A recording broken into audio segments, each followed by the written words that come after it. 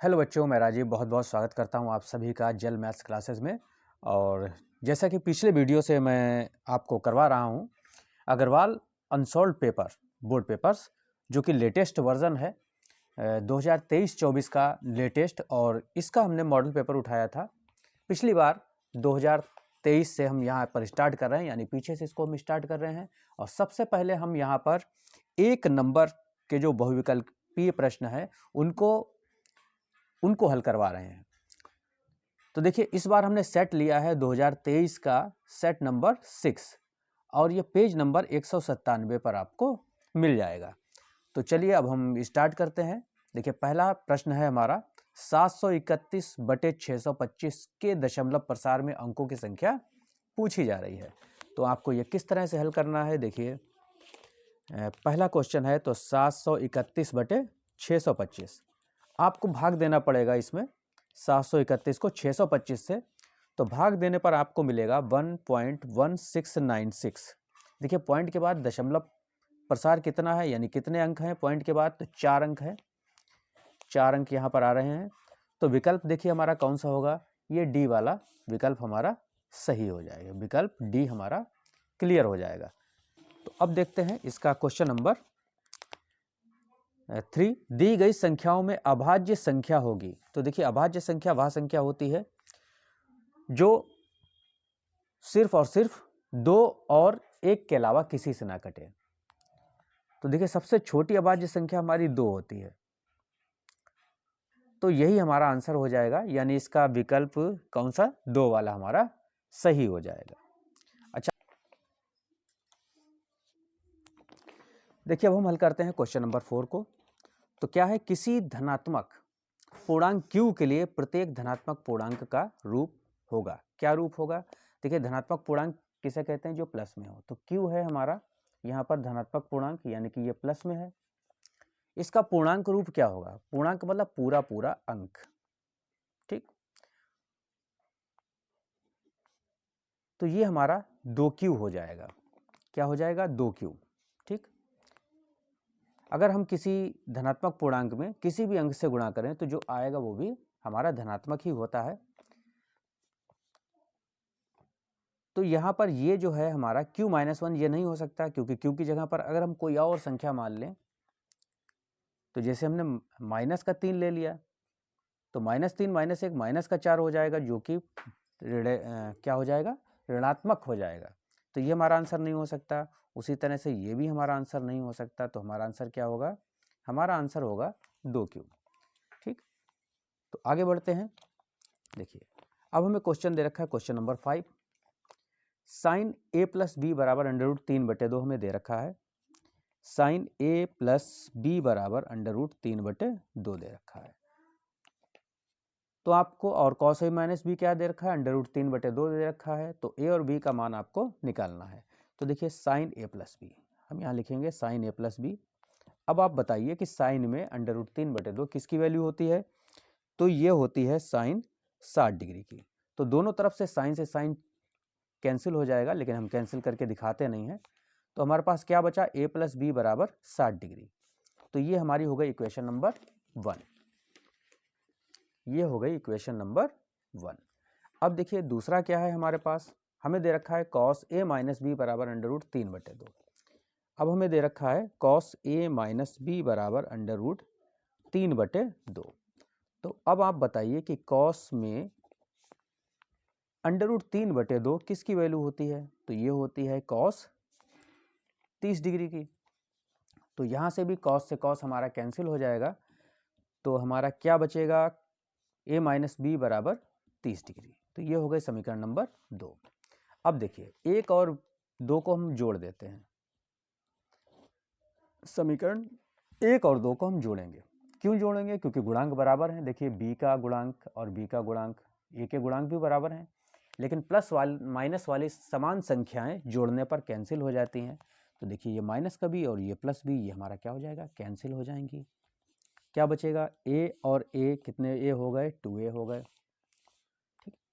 और 60 और 30 कितने हो जाएंगे भाई, 60 और ये 30, तो ये हो जाएंगे 90। तो a बराबर हमारा ये a के साथ 2 जो है गुणा में है, तो ये बटे में आएगा।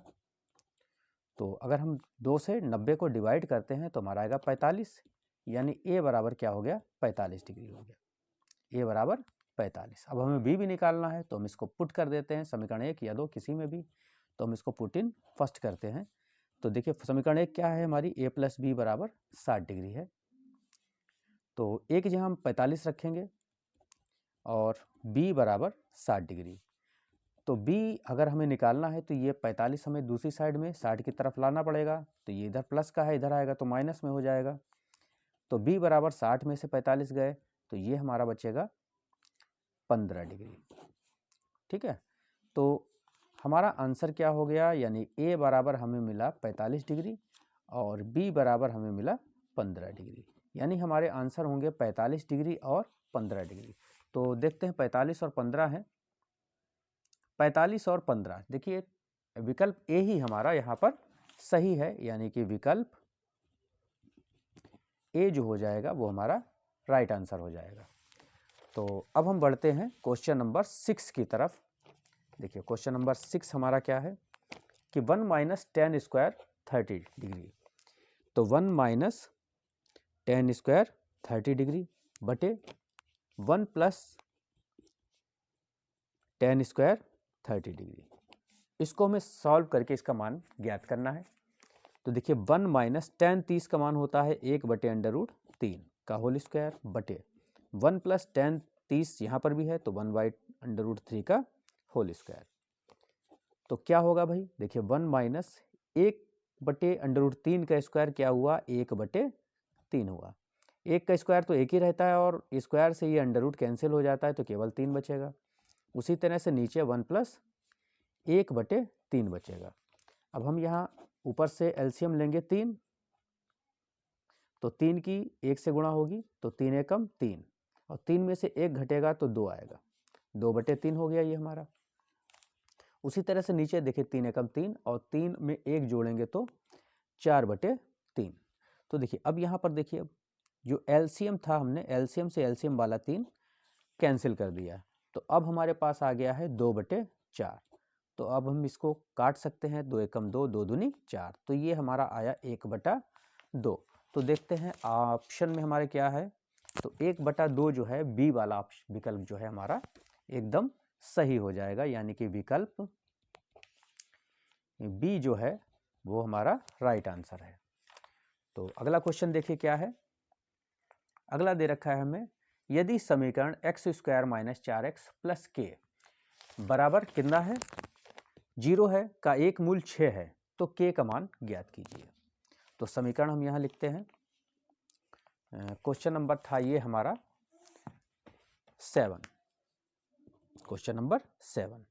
तो यहाँ हमें समीकरण दे रखा है x square minus 4x plus के बराबर 0 और इसका एक मूल क्या है, 6 है। ठीक है, तो इसका एक मूल हमें 6 दे रखा है, 6 है। तो यानी कि हम x की यहाँ पर क्या पुट करेंगे, 6 रखेंगे। तो यहाँ x की यहाँ 6 रख दीजिए, तो 6 का स्क्वायर माइनस 4 गुणा यहाँ x की जगह 6 और प्लस के बराबर 0। तो 6 का स्क्वायर हो गया 36 और माइनस 4 छंग 24 प्लस के बराबर 0। 36 में से 24 हम घटाएंगे तो 6 में से 4 गया 2 और 3 में से 2 गया 1, 12 प्लस के बराबर 0। तो के का मान हमें निकालना है और जिसका मान निकालना होता है उसको बराबर के इसी तरफ रखते हैं हम, यानी कि ये वाली गिनती हम दूसरी साइड में ले जाएंगे। तो ये के इधर का है, प्लस का है, तो दूसरी साइड में आएगा तो माइनस का हो जाएगा, यानी के का मान क्या आया, माइनस का 12 आया। और ये हमें विकल्प ए ही दे रखा है, तो ये हमारा विकल्प कौन सा सही हो गया, तो ये विकल्प ए हमारा सही हो गया। तो आगे बढ़ते हैं नेक्स्ट क्वेश्चन। देखिए क्वेश्चन नंबर 8 हमारा क्या है कि दो संख्याओं का योगफल 24 है और उनमें से एक संख्या दूसरी संख्या की 2 गुनी है, संख्याएं क्रमशः होंगी। संख्याओं का मान आपको बताना है कि क्या होंगी। तो चलिए स्टार्ट करते हैं इसको। देखिए दो संख्याओं का योगफल 24 है, तो दो संख्याएं हम a और b मान लेते हैं, यानी कि a और b को जोड़ने पर कितना आता है, 24 आता है और उनमें से एक संख्या दूसरी संख्या की 2 गुनी है। तो हम मान लेते हैं कि ये जो a है, पहली संख्या a, ये दूसरी की डबल है।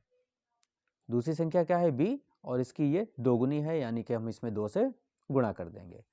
तो ये हमारी समीकरण 1 है और ये हमारी समीकरण 2 बन गई बहुत ही आसानी से। अब देखिए हम ये a से a बराबर 2b जो है वो समीकरण 1 में यहाँ पर पुट कर देते हैं। तो देखिए अगर हम यहाँ रखते हैं तो ये हो जाएगा 2b और प्लस का ये b बराबर कितने, तो 24। तो 2b और 1b कितने b हो गए भाई, ये हो गए 3b। तो 3b बराबर कितना आ गया, 24 आ गया हमारा। तो 3 से हम इस 24 को काट सकते हैं, तो 3 अट्ठे 24। तो b बराबर कितना आया, 8। अब हमें a भी चाहिए, तो ये मान उठा के हम समीकरण 2 में रख देते हैं। तो यहाँ लिख देते हैं पुट इन 2। जब हम 2 में इसको रखेंगे तो a बराबर भी हमें मिल जाएगा। तो a बराबर 2 इंटू बी का मान है 8, तो a बराबर कितना हो जाएगा, 16। यानी हमारे आंसर हो जाएंगे a बराबर 16 और b बराबर 8। तो देखते हैं a बराबर 16 और b बराबर 8 क्या है। तो भाई ये पहला ही ऑप्शन, हमारा पहला विकल्प सही है। तो ये हमारा आंसर हो गया।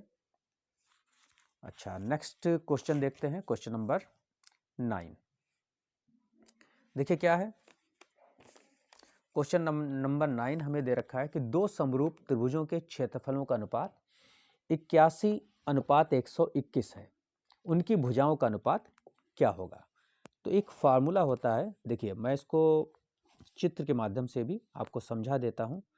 जैसे कि दो समरूप त्रिभुज हैं, समरूप मतलब इनका रूप समान है। ये छोटे बड़े हो सकते हैं लेकिन इनका रूप जो है वो कैसा है, समान है, समरूप है। तो ये हम मान लेते हैं ए बी सी और इसको मान लेते हैं पी क्यू आर। तो क्या है, पहले त्रिभुज का अनुपात और दूसरे त्रिभुज का अनुपात हमें दे रखा है 81:121। तो इनकी भुजाओं का अनुपात पूछा जा रहा है। तो देखिए हम इनकी संगत भुजाएं लेंगे। जैसे ए बी है तो ए बी की संगत हो गई पी क्यू, कोई सी भी भुजा आप मान सकते हैं। तो देखिए क्षेत्रफलों का अनुपात हमें दे रखा है, क्षेत्रफल त्रिभुज पहला और क्षेत्रफल त्रिभुज दूसरा। अनुपात हमें क्या दे रखा है इनका, जैसे ये वाली भुजा हम ले लेते हैं और ये वाली ले लेते हैं। तो ये वाली संगत भुजा हो गई ए बी और ये वाली संगत भुजा हो गई पी क्यू। हमसे इन भुजाओं का अनुपात पूछा है, ए बी अनुपात पी क्यू क्या होगा। तो फार्मूला होता है त्रिभुज का क्षेत्रफलों का अनुपात उनकी संगत भुजाओं के अनुपात के वर्ग के बराबर होता है, यानी कि स्क्वायर के बराबर होता है। तो क्षेत्रफल हमें दे ही रखे हैं 81:121। अनुपात का मतलब बटे ही होता है। तो यानी कि ये हमें दे रखा है 81/121 और ये ए बी बटे पी क्यू स्क्वायर। अब हम स्क्वायर हटाएंगे तो दूसरी तरफ क्या लगेगा भाई, अंडर रूट लग जाएगा। तो 81/121 बराबर ए बी बटे पी क्यू। अब 81 का वर्गमूल क्या होता है, 9 और 121 का क्या होता है, 11। तो यानी कि भुजाओं में जो अनुपात हमारा होगा वो 9:11 होगा। तो विकल्प में देखते हैं ये कौन सा वाला सही है। तो 9:11, तो ये फर्स्ट वाला ही हमारा विकल्प जो है वो एकदम राइट है। तो चलिए अब देखते हैं क्वेश्चन नंबर 10।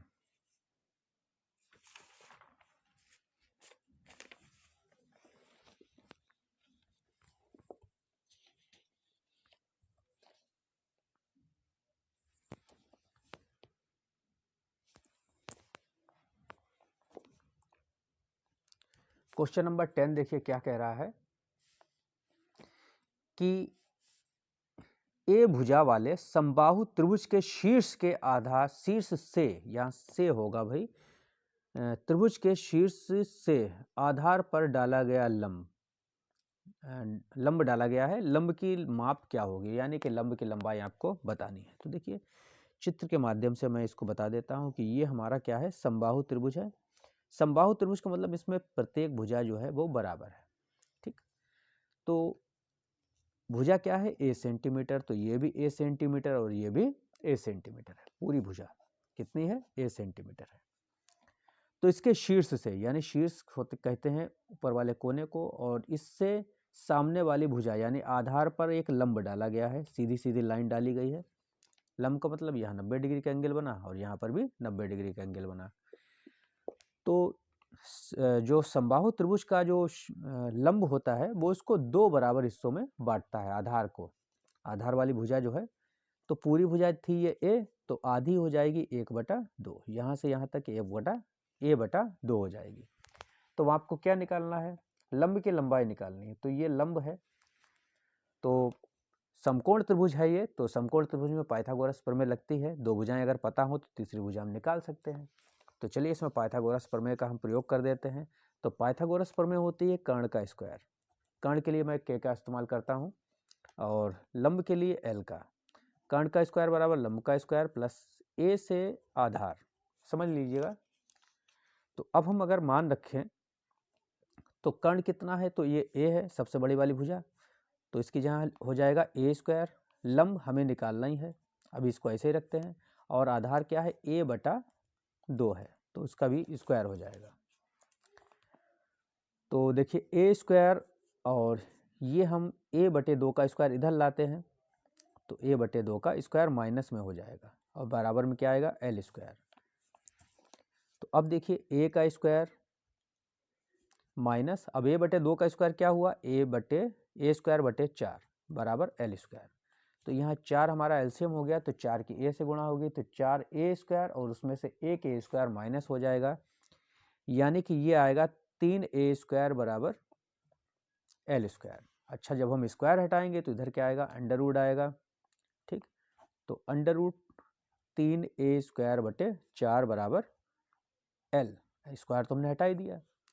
अब देखिए हमारे पास a² का वर्गमूल क्या हुआ भाई, स्क्वायर से अंडर रूट कैंसिल हो गया, तो a बचता है।